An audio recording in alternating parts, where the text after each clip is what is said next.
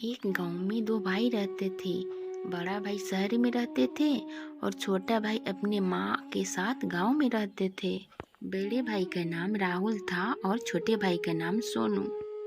बड़े भाई अपने पत्नी नीना और बेटी डोली के साथ रहता था। छोटा भाई सोनू अपनी माँ, अपने बीवी और अपने बच्चे के साथ गांव में रहता था, जो गांव में खेती बाड़ी करके अपना भरण पोषण करता था। एक दिन सोनू खेत से आता है पसीने से तरबतर होकर, और उनका पत्नी खाना बना रही होती है और माँ खाट पर बैठकर पंखे डुला रही होती है। माँ, ये गर्मी तो जान ले लेगी इस बार। ऊपर से बिजली भी दिन भर नहीं आती। सारा दिन खेत पर काम करके जब घर लौटूं तो गर्मी के मारे मेरी जान जा जाती है। और बारिश भी नहीं हो रही ताकि खेत पटे। खेत तो पूरा सूख गया है माँ। इस बार गर्मी बहुत है। अगर बारिश नहीं आई तो सारा फसल नष्ट हो जाएगा। हे देवा, इस बार फसल नहीं हुआ तो गुजारा कैसे चलेगा। हे देवा, कुछ तो रहम करो। जैसे तैसे निकाल ही लेंगे, भगवान पर भरोसा रखो तुम दोनों। भरोसा तो रखे है माँ जी, पर ये गर्मी भरोसा दिलाने वाला रहे तब ना। दूसरे दिन जब बाहर बच्चे खेलने जाते हैं तो एक बच्चे बोलते हैं, राजू, जानता है मेरे पापा ना कूलर खरीद करके लेके आए हैं। अरे वाह शाम, तुम तो मुझे भी दिखाओ अपना कूलर। हाँ क्यों नहीं राजू, चलो दिखलाता हूँ, और कूलर की ठंडी ठंडी हवा भी लगवाता हूँ। राजू अपने दोस्त के साथ कूलर देखने चले गए। अरे वाह श्याम, ये तो बहुत अच्छी ठंडी हवा दे रही है। मैं भी जाकर के अपने पापा से बोलूँगा कि पापा मेरे लिए भी कूलर ला दो। हाँ हाँ, क्यों नहीं राजू, जाकर के बोलना, तुम्हारे पापा भी ला देंगे। राजू जब घर आए तो अपनी माँ से बोला, माँ, वो श्याम है ना, उनके पापा कूलर खरीद के ला दिए हैं। आप भी बोलिए ना माँ पापा को मेरे लिए कूलर खरीद देने के लिए। बेटा देखो, इस बार फसल अच्छा नहीं हुई है, बारिश भी नहीं हो रही है, तो कहाँ से तेरे पापा तेरे लिए कूलर ला करके देगा।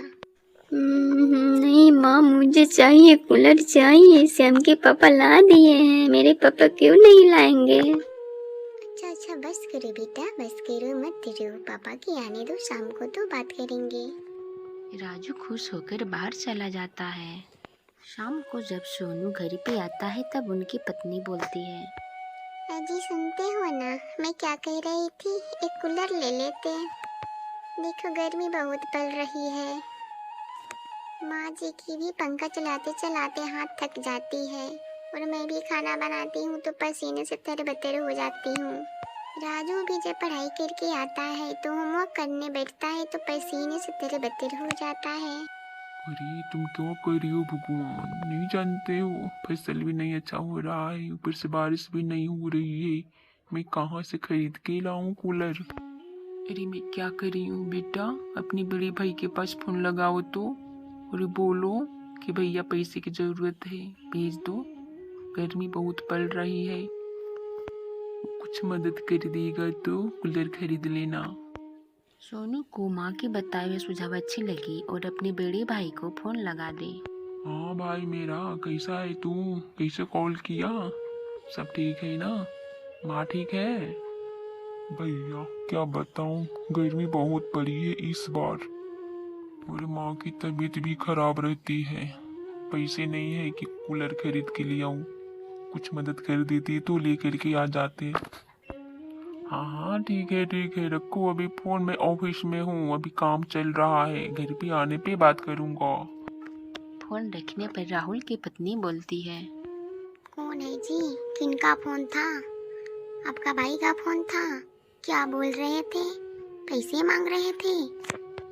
हमारी थी शौक पूरा होती नहीं और इस घर पे पैसे बांट रहे हैं।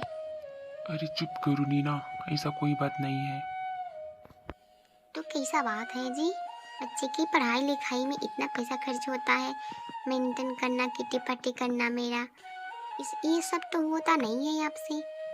और बड़ा चल रही है आप अपने घर पे कूलर खरीदने के लिए पैसे देने। आज मेरी कुछ सहेली आ रही है घर पे, मेरा गर्मी बहुत है, मैं सोच रही थी कि एसी लगा लूं। हाँ ठीक है नीना, लगवा दूंगा आज ही की आज। और इधर सोनू अपने माँ से बोलते हैं। माँ भैया बदल गए हैं, अब वो नहीं चाहते हैं कि घर पे पैसा भेजे, उनकी बातों से पता चल गया। ऐसा कैसे कर सकता है राहुल अपना छोटे भाई के साथ और अपनी बूढ़ी माँ के साथ। और उधर बड़े भाई अपने घर पे एसी लगवा लेते हैं पत्नी के कहने पर, लेकिन छोटे भाई को पैसे नहीं भेजते हैं। और इधर गांव में गर्मी बढ़ते ही जा रही थी, बारिश होने के नाम ही नहीं ले रही थी। बस एक दिन काला बादल छाया और जोरों से बारिश होने लगी। सोनू के परिवार खूब खुश हुई और बोलने लगे। सोनू, माँ देखना इस बार फसल बहुत अच्छा होगा और गर्मी से भी राहत मिलेगा अब। हाँ बेटा, भगवान तेरा हर एक इच्छा पूरा करे। और इधर बड़े भाई की पत्नी मौज मस्ती से रहने के कारण, फालतू खर्चा करने के कारण पूरा बैलेंस खत्म कर ले। इसी समय बुरी खबर मिली। राहुल जहाँ पे काम करता था उस फैक्ट्री में गर्मी के कारण आग लग गई। तब राहुल को अपना खर्चा चलाना भी मुश्किल हो गया। तब जाके उन लोगों को गांव की याद आने लगी। एक दिन नीना बोली, राहुल, मैं क्या कह रही हूँ कि अब तो कोई चारा नहीं बचा यहाँ पे, क्यों नहीं हम लोग गाँव चले माँ जी के पास। तुम ठीक कह रही हो नीना, लेकिन जाए तो किस मुंह से जाए। एक बार मेरा छोटा भाई मदद मांगा था मुझसे, मदद नहीं हो पाया हमसे, कौन मुंह से लेकर के जाए तुम लोगों को वहाँ पे। पर पापा, हम लोग गाँव में जाकर के करेंगे क्या? तुम चुप रह डोली, यहाँ पे रह कर खाओगे क्या? इससे अच्छा तो तेरी दादी और तेरे चाचू के पैरों में गिर गिर मैं माफी ही मांग लूंगी। तुम ठीक कह रही हो नीना, मुझे अपनी गलती का एहसास हो गया। अब जाकर के मैं माँ और अपने छोटे भाई से माफी मांग लूंगा। पर पापा, अगर माफ ना करे तो? माँ के पैरों में गिर जाऊंगा, माँ माफ कर देंगे। उधर गांव में बारिश होने के कारण मौसम भी ठंडा हो गया था और सोनू भी अपने पत्नी और अपने माँ के साथ आराम से रह रहे थे। तभी अचानक एक दिन गाड़ी की आवाज़ सुनाई दी। उनका बड़ा भाई राहुल हाथ में कूलर लेकर के अपने परिवार के साथ खड़ा था। अरे भैया आप आ गए। हाँ भाई मैं आ गया, मुझे माफ कर दो। और देख कूलर भी लेकर के आ गया तुम लोगों के लिए। तभी राहुल की माँ बाहर निकलती है। अरे बेटा, कूलर लेकर के क्या करेंगे, जब भी जरूरत थी तभी तो तुम दी नहीं, अभी लेकर के आए हो कूलर। माँ मैं समझता हूँ, मुझे माफ कर दो, मुझसे बहुत बड़ी गलती हो गया। मुझे माफ कर दो माँ, मुझसे गलती हो गया। अरे भैया कोई नहीं, आप आइए ना, आन दे, चलो ये वाला कूलर अगले साल यूज कर लेंगे। उसके बाद दोनों भाई खुशी खुशी एक साथ रहने लगे। अरे राजू, पता है, मैं जब वहाँ पे रहते थे, तेरी आपसे मिलकर अच्छा लगा।